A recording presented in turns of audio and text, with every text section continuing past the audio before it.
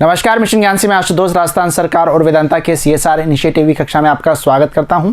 बच्चों, हम पढ़ रहे थे यहाँ पे पी ब्लॉक के तत्व। पी ब्लॉक के तत्वों में आज हम बात करने वाले हैं वर्ग 17, जो कि हेलोजन के नाम से जाना जाता है। ठीक है, वो यहाँ पे क्या क्या यहाँ पे अभिक्रियाएं दर्शाते हैं, केमिकल प्रॉपर्टीज यानी कि उनके रासायनिक गुण क्या क्या हैं। ठीक है, सबसे पहले हम बात करेंगे हाइड्रोजन के बारे में कि हाइड्रोजन से ये क्रिया किस प्रकार से करते हैं। ठीक है, अच्छा, जब आप ऑर्गेनिक केमिस्ट्री का 10th चैप्टर पढ़ेंगे, ठीक है, हेलोजन व्युत्पन्न वाला, तो आपको एक बात नजर आएगी कि सर जो हेलोजन्स होंगे उनको हम एक्स से रिप्रेजेंट करेंगे। ठीक है, अच्छा, अब बात यह है कि सर हाइड्रोजन यहाँ पे H2 के फॉर्म में आएगा और जो यहाँ पे हेलोजन होते हैं वो भी द्विपरमाणु अवस्था में होते हैं, इनके X2 की फॉर्म में आएंगे। यदि हाइड्रोजन हेलोजन से क्रिया कर रहा है तो बना क्या रहा है, हाइड्राइड बना रहा है। हाइड्राइड से सीधा संपर्क कहाँ पे लेके जाएंगे कि सर हाइड्रोजन से क्रिया हो रही होगी जरूर। ठीक है, जो पहले भी हम ये चीज़ें पढ़ चुके हैं। ठीक है, अच्छा जी, यदि हम बात करते हैं H2 यदि क्रिया करेगा X2 के साथ में तो क्या बनाने वाला है भैया, ये 2HX बनाने वाला है। क्लियर है। अच्छा सर, ये तो नॉर्मल बात है। बात काम की ये है कि सर यदि यहाँ पे यदि वर्ग नंबर 17 में हम ऊपर से नीचे जा रहे हैं, ठीक है, यानी कि समूह में यदि नीचे हम जा रहे हैं तो वहाँ पे जो हाइड्रोजन के प्रति क्रियाशीलता होगी वो क्या होगी, तो ध्यान रखना हाइड्रोजन के प्रति क्रियाशीलता कम होगी। ठीक है, कम होती हुई ये आपको नज़र आती है। ठीक है, अच्छा जी, बात करते हैं यहाँ पे अगली। फ्लोरीन अंधेरे एवं ठंडे में ही हाइड्रोजन के साथ तेजी से विस्फोटक क्रिया करता है। ठीक है, तो फ्लोरीन के बारे में ध्यान रखना है कि अंधेरे में और ठंडे, इन्वायरमेंट ठंडा होना चाहिए, माहौल थोड़ा ठंडा होना चाहिए, गर्म नहीं होना चाहिए, वहीं पर हाइड्रोजन के साथ क्रिया करके विस्फोटक क्रिया करती है। ठीक है, अच्छा, अगली हम बात करते हैं, सबकी बात करेंगे हम यहाँ पे। ठीक है, अच्छा, अगली हम बात करेंगे, फ्लोरीन की बात कर ली, अगली बात क्लोरीन की। ठीक है, फिर ब्रोमीन, फिर उसके बाद में आयोडीन की। क्लोरीन हाइड्रोजन से क्रिया करके प्रकाश की उपस्थिति में क्रिया करती है। ब्रोमीन गर्म करने पर क्रिया करती है। आयोडीन उत्प्रेरक की उपस्थिति में यहाँ पे गर्म करने पर क्रिया करती है। ठीक है, अच्छा, अभिक्रिया की दर यदि हम देखते हैं सबसे फास्ट कौन अभिक्रिया करता है तेजी से, तो आपको पता होना चाहिए सर F2 क्रिया करेगा, फ्लोरीन क्रिया करेगा, उसके बाद क्लोरीन, उसके बाद ब्रोमीन, फिर उसके बाद में आयोडीन। क्लियर है, तो ये बातें आपको समझ में आ गई होगी। पहली बात मैंने बताई कि फ्लोरीन सभी की क्रियाएं ध्यान रखो। ठीक है, गुणों सभी के ध्यान रखो। फ्लोरीन अंधेरे में, ठीक है, अंधेरी रातों में, उसके बाद में ठंडा थोड़ा माहौल होना चाहिए, ठीक है, गर्म नहीं होना चाहिए, विस्फोटक तेजी से करता है, सबसे ज़्यादा अभिक्रिया की दर इसी की है। उसके बाद में क्लोरीन की हम बात करते हैं, बहुत बार प्रकाश की उपस्थिति हमने देखी होगी। ठीक है, वहाँ पे पता ही होगा। अच्छा, ब्रोमीन को गर्म किया जाएगा। आयोडीन कैटलिस्ट यानी कि उत्प्रेरक की उपस्थिति में।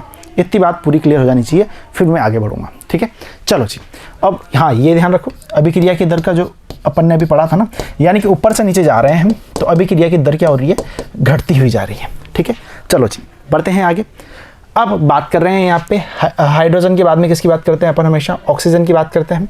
ऑक्सीजन की क्रिया यदि करता है ऑक्सीजन से तो वो क्या होता है, ऑक्साइड होता है ऑब्वियसली। ठीक है, तो आपको ध्यान रखना है फ्लोरीन 2 ऑक्साइड यानी कि OF2 और O2F2 बनाएगा। ठीक है, परंतु केवल OF2 ही 298 केल्विन पर स्थायी होता है, यानी कि जो OF2 होगा वही क्या होगा, स्थायी होगा, O2F2 नहीं होगा। अच्छा, यदि मुझे OF2 बनाना है तो यहाँ पे उसकी विरचन विधि क्या है उस पर थोड़ा सा देखो। अच्छा, आपको पता है सर OF2 बनाना है यानी कि सर फ्लोरीन तो चाहिए ही चाहिए। ठीक है, फ्लोरीन तो चाहिए ही चाहिए, तो आप क्या करेंगे, F2 लेंगे। ठीक है, 2 मोल ले लिए जैसे बैलेंस करने के लिए, कुछ नहीं है। अच्छा, NaOH की उपस्थिति में, ठीक है, यानी कि NaOH से क्रिया कराएंगे तो यहाँ पे क्या देने वाला है आपको पता है कि हाँ तरीका वही सर, OF2 तो बनेगा ही बनेगा, OF2 तो बन ही बन रहा है।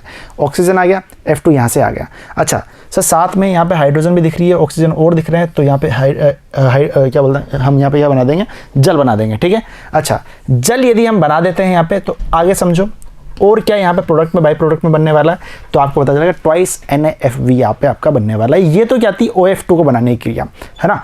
अब यदि मुझे O2F2 बनाना हो, हाँ स्थायी नहीं है बट बनाना तो पड़ेगा, विरचन विधि देखनी पड़ेगी, तो हम क्या करते हैं 2F2 को O2 के साथ में क्रिया करा देते हैं। ठीक है, विद्युत स्पार्क कम दाब रखना है, ठीक है, द्रवित यहाँ पे रखना है। अच्छा जी, बात करें तो क्या बन जाएगा, डाइऑक्सीजन डाइफ्लोराइड इनकी O2F2 है ना। समझाने का कुछ भी नहीं है, सिर्फ अभिक्रियाएं हैं, रटनी पड़ेगी, डेली इनको देखो तब जाकर के याद होगी पी ब्लॉक की रिएक्शंस। ठीक है, अच्छा, यदि हम बात करते हैं दोनों फ्लोरीनन कारक हैं, ठीक, प्रबल हैं।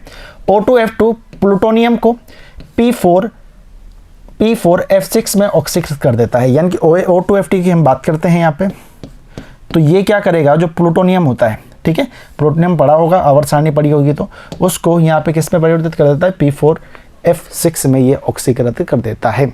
इस प्रकार इस अभिक्रिया का उपयोग मुक्त शेष नाभिकीय ईंधन से प्लूटोनियम एक और जगह ध्यान रखना है आपको, जो नाभिकीय संयंत्र होते हैं, ठीक है, उनमें इसका यूज़ किया जाता है, प्लूटोनियम का ध्यान रखना है ना।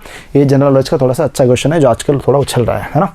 अच्छा जी, ये किस में यहाँ पे क्या करेगा, प्लूटोनियम को P4F6 के रूप में हटाने हेतु किया जाता है, यानी कि नाभिकीय ईंधन से के द्वारा, ठीक है।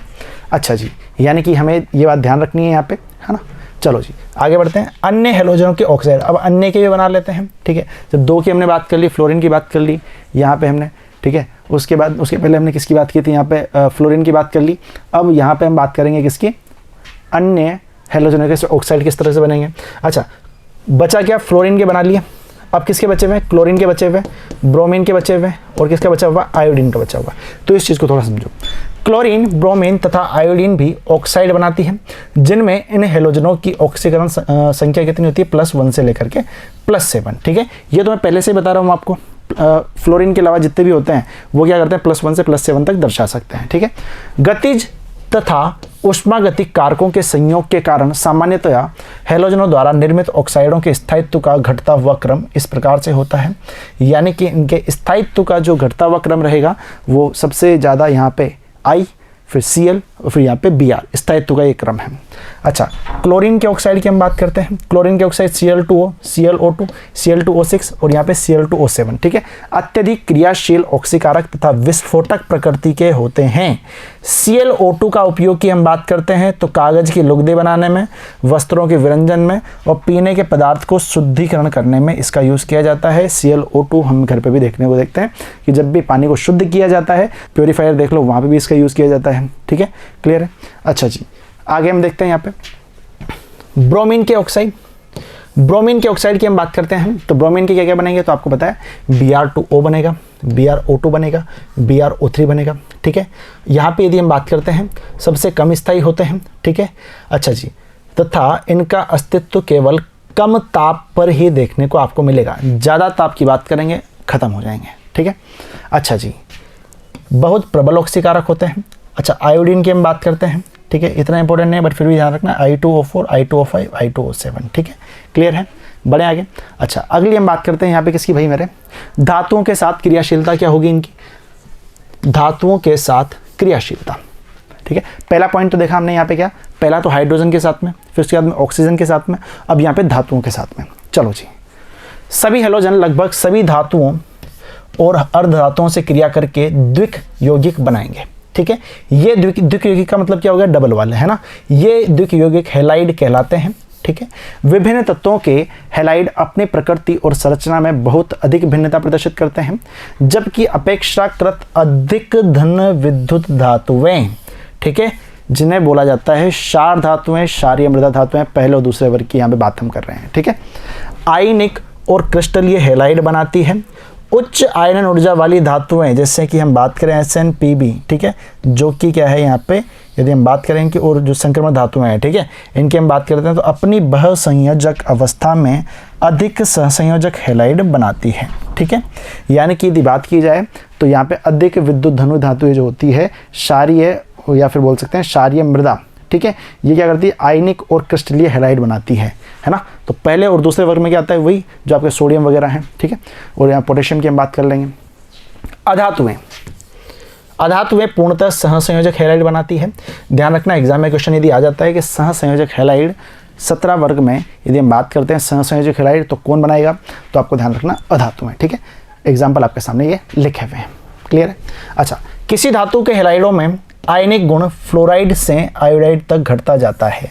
ये पिछले साल ही क्वेश्चन पूछा हुआ है तो इसको आप रट लो, ठीक है। यानी कि मैं बात करता हूँ फ्लोरीन से आयोडीन की तरफ मैं जाता हूँ, ठीक है। कहने का मतलब ये हो गया फिर कल बाहर आई, ठीक है। यहाँ पे यदि मैं जा रहा हूँ तो इनका जो क्रम रहेगा वो आपको क्या मिलेगा, यहाँ पे फ्लोराइड से क्लोराइड तक का जो क्रम मिलेगा वो क्या होगा, यहाँ पे घटता हुआ आपको मिलेगा, ठीक है। धातु के हैलाइड में आयनिक गुण की यदि हम बात करते हैं तो क्लियर है इतनी बात, ठीक है। तो बहुत ही सिंपल था, मतलब इतना कुछ समझाने का है नहीं इसमें, सिर्फ चीज़ों को याद रखना है, उससे ज़्यादा कुछ भी नहीं है, क्लियर है। तो अब मिलेंगे हम अगली वीडियो में, तब तक जुड़े रहिएगा, धन्यवाद।